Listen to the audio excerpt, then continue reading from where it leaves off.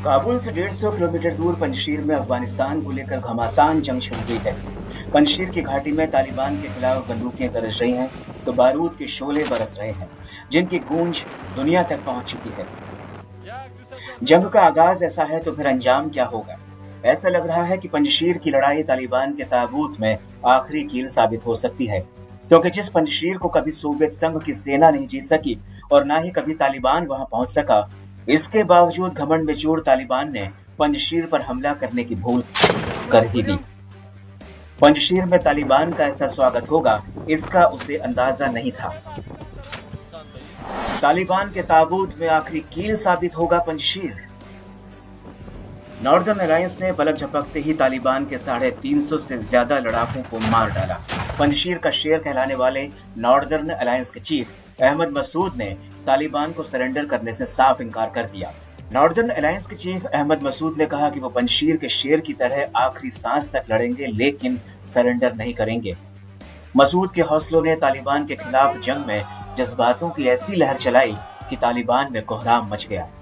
पंजशीर के शेरों की दहाड़ से तालिबान में कोहराम। अंदराब घाटी की जंग के मैदान से तालिबानी लड़ाकों के भागने की खबर है।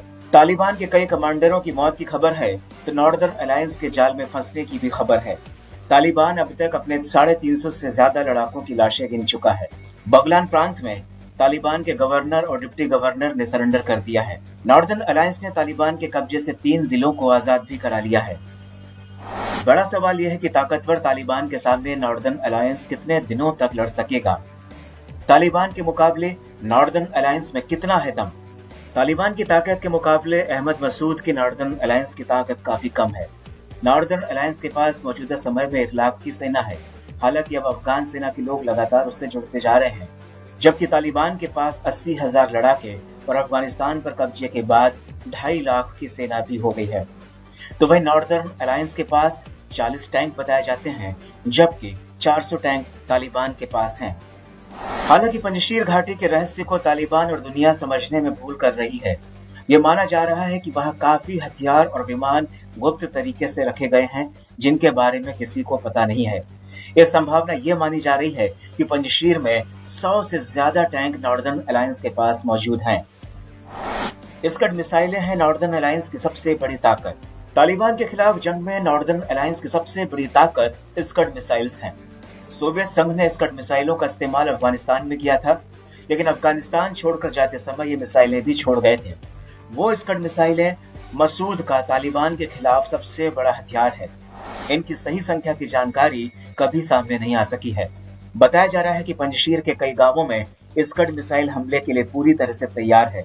ये स्कड मिसाइलें 300 किलोमीटर से लेकर 600 किलोमीटर की दूरी तक मार करने में सक्षम है। रहस्यों से घिरी हुई है पंजशीर की घाटी। पंजशीर यानी कि 5 शेरों की घाटी अपने आप में एक रहस्य समेटे हुए है।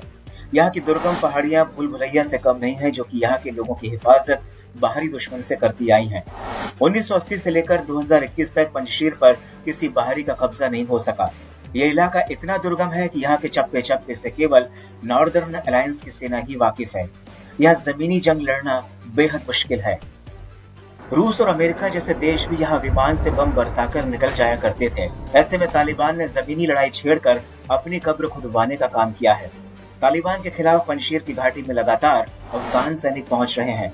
तालिबान के खिलाफ मोर्चाबंदी तेज होती जा रही है।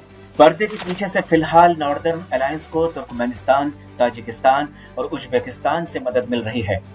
उज्बेकिस्तान में अफगान सेना के 50 लड़ाकू विमान गुपचुप तरीके से पहले ही पहुंचा दिए गए थे, तो वहीं ताजिकिस्तान ने भी अपनी सेना को बॉर्डर पर तैनात कर रखा है।